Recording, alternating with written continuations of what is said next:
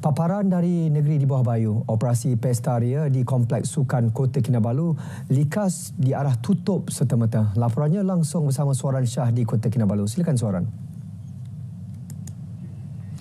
Baik, terima kasih Sahi. Susulan insiden membabitkan dua pengunjung fun fair atau Pesta Ria yang tercampak dari tempat duduk alat permainan sotong ride malam tadi. Aktiviti Pesta Ria di Kompleks Sukan Kota Kinabalu likas itu di arah tutup serta-merta. Ketua Polis Daerah Kota Kinabalu, ACP Muhammad Zaidi Abdullah yang dihubungi RTM memberitahu penutupan tersebut untuk membolehkan penganjur memeriksa kembali tahap keselamatan semua jenis permainan yang dikendalikan. Pesta Ria yang beroperasi sejak 2 Februari lalu sepatutnya dibuka sehingga 10 Mac ini. Dalam kejadian kira-kira 8 malam tadi, mangsa seorang lelaki 35 tahun dan wanita 29 tercampak sejauh 15 meter dari kawasan permainan yang sedang berpusing.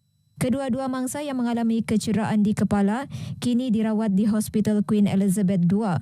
Kes diklasifikasi di bawah Seksyen 336 Kanun Keseksaan. Usaha membanteras penyalahgunaan dadah menuntut kerjasama semua ahli masyarakat. Ketua Menteri Datuk Seri Panglima Haji G. Nur yakin komitmen dan penglibatan aktif semua pihak berupaya mencapai hasrat kerajaan merealisasikan dadah terkawal 2025. Menurut Datuk Haji G, kesepaduan gerak kerja antara Majlis Tindakan Membanteras Dadah MTMD peringkat negeri dan semua pihak terlibat amat diperlukan dalam membanteras musuh nombor 1 negara itu. Beliau menyatakan demikian ketika mempengerusikan mesyuarat MTMD peringkat negeri 2024 di Menara Kinabalu. Katanya agensi anti dadah kebangsaan AADK juga telah menyediakan perancangan dan petunjuk prestasi utama yang jelas dan realistik merangkumi semua bidang teras iaitu program rawatan dan pemulihan, pencegahan dan penguatkuasaan. Tahun lalu MTMD berjaya dilaksana di 28 buah daerah dengan pelantikan 28 pengerusi Jawatankuasa Pemulihan Dadah Daerah JKPD dan sukarelawan anti dadah skuad daerah. Ia berfungsi sebagai penggerak komuniti membantu AADK dalam program rawatan dan pemulihan dalam komuniti serta program pencegahan dan kesedaran awam. Majlis Ugama Islam Sabah MUIS akan mewujudkan pusat turas dalam usaha melahirkan lebih ramai pelajar yang mampu menguasai ilmu kitab turas. Turas bermaksud warisan, yakni ilmu asal atau asli yang diwarisi daripada ulama-ulama besar. Menteri Sains, Teknologi dan Inovasi yang juga Exco Agama dan Pendidikan Sabah, Datuk Dr. Muhammad Arifin Arif yakin pewujudan pusat turas di negeri ini akan membuka peluang lebih ramai anak tempatan mempelajari ilmu berkenaan. Untuk tujuan itu, MUIS turut menjalinkan kerjasama strategik dengan Pusat Turas di Universiti Sains Islam Malaysia USIM. Kita akan membuat kolaborasi yang lebih erat lagi dengan menyediakan anak-anak Sabah yang sedia ada di sana dan di Sabah untuk dilatih dalam bidang ilmu turas ini di Pusat Turas USIM. Kita akan wujudkan program turas ini di bawah Kolej Islam Antarabangsa Sabah. Datuk Arifin ditemui media selepas mewakili Ketua Menteri Datuk Seri Panglima Haji G. Nur merasmikan Simposium Turas Antarabangsa Sabah Malaysia 2024 di Kota Kinabalu.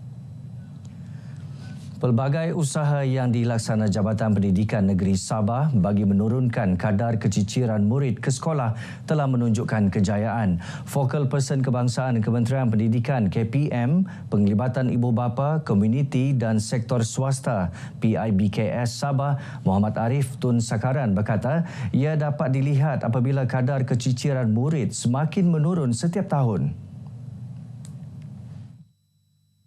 Menurut Muhammad Arif, pihaknya sentiasa bekerjasama dengan Jabatan Pendidikan bagi mengatasi isu keciciran tersebut yang menjadi antara fokus utama bagi PIBKS. Kita lihat daripada tahun ke tahun tu berkuranganlah di Sabah berbanding daripada 2 tahun dulu tu. Jabatan Pendidikan Negeri dan Jabatan Pendidikan Daerah juga memantau bila ada info-info keciciran dan kita terus bersama Jabatan Pendidikan untuk mengatasi dan atau kita akan turun bersama-sama untuk menangani isu-isu keciciran di Sabah ini. Beliau ditemui pemberita selepas menyerahkan bantuan awal persekolahan dan peralatan sekolah kepada 30 murid sekolah kebangsaan Tanjung Aru serta sumbangan kurma kepada penduduk sempena Ramadan di Masjid Al-Kausar Tanjung Aru dan Surau Al-Amin Kampung Tanjung Aru Baru. Menurut Muhammad Arif, kemenjadian murid bermula di peringkat institusi keluarga. Justru ibu bapa perlu mempunyai pengetahuan dan kemahiran bagi mendidik anak-anak sehingga berjaya. Pembukaan sesi persekolahan 2024 tidak lama lagi. Pelbagai inisiatif dijalankan menerusi program kembali ke sekolah sebagai persediaan pelajar sekaligus menyuntik semangat mereka untuk memulakan sesi persekolahan. Antara yang menarik perhatian, perkhidmatan menggunting rambut percuma yang dijalankan di kawasan Dun Pintasan, Kota Belud. Selalunya selain daripada baju atau kasut, ada dua keperluan ini memang kita kena buat sebelum hari persekolahan. Yang pertamanya memang kena gunting rambut. So hari ini kita ada gunting rambut percuma. Turut disampaikan bantuan peralatan sekolah kepada pelajar yang memerlukan, khususnya di kawasan pedalaman. Kira-kira 200 kanak-kanak dan remaja sekitar Dun Pintasan mengambil bahagian dalam program ini.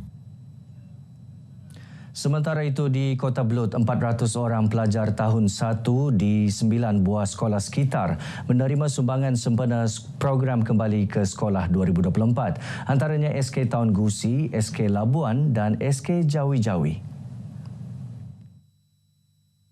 Program ini anjuran Persatuan Amal Kebajikan Tempasuk Kota Belud Permata Tempasuk dengan kerjasama Pejabat Pendidikan Daerah Kota Belud dan Perbadanan Tabung Pendidikan Tinggi Nasional PTPTN. Penyerahan sumbangan disempurnakan Adun Tempasuk, Datuk Muhammad Arsad Bistari. Program pada hari ini adalah mendidik menyemai sifat menabung di kalangan anak-anak untuk peringkat rendah dan mungkin ke peringkat menengah nanti. Datuk Arsad menyampaikan cek cura sumbangan Permata Tempasuk kepada pengarah PTPTN Negeri Sabah Mulyati Kamarudin. Sumbangan bagi membiayai pembukaan akaun skim simpanan pendidikan nasional SSPN serta pembelian beg sekolah untuk murid memerlukan. Sementara itu, Pengerusi Permata Tempasuk Datin Sarina Yaakob berharap program ini dapat meringankan beban ibu bapa, menyediakan keperluan persekolahan anak-anak sekaligus membakar semangat kanak-kanak yang bakal melangkah ke tahun 1. Parti Bersatu Sabah PBS sentiasa menitik beratkan idea baharu daripada pemimpin muda bagi memantapkan lagi peranan parti. Ini kerana golongan muda dalam parti berkenaan mempunyai peluang sama rata untuk menyuarakan pendapat sejajar peranan mereka sebagai pewaris kepimpinan masa depan. Perkara itu ditekankan Presiden PBS Datuk Seri Panglima Dr. Maximus Ongkili ketika berucap dalam jamuan malam ulang tahun PBS ke-39. Teks ucapannya dibacakan Timbalan Presiden Datuk Seri Panglima Dr. Joakim Gun Salam.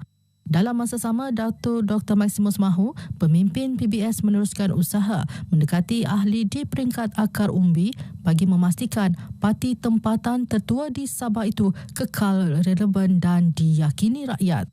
Sementara itu, seramai 60 ahli PBS menyertai seminar Suruhanjaya Koperasi Malaysia dan Perbadanan Pinjaman Sabah PPS sempena ulang tahun PBS ke-39. Bercakap kepada RTM, Naib Presiden PBS Datuk Ruslan Muharram menjelaskan penganjuran seminar itu sejajar hala tuju parti untuk memperkasakan ekonomi ahli melalui penubuhan koperasi. Saya yakin dengan adanya kawasan-kawasan di negeri Sabah ini semuanya ada potensi untuk dimajukan dalam perniagaan melalui koperasi, contoh pertanian, pelancongan dan lain-lain. Baik, sekian perkongsian dari Negeri di Bawah Bayu. Kembali bersama Sahi untuk lebih banyak perkembangan semasa dalam negara. Dari sungai hingga ke segara, Palestin pasti merdeka. Silakan Sahi. Baik, Suaran, terima kasih.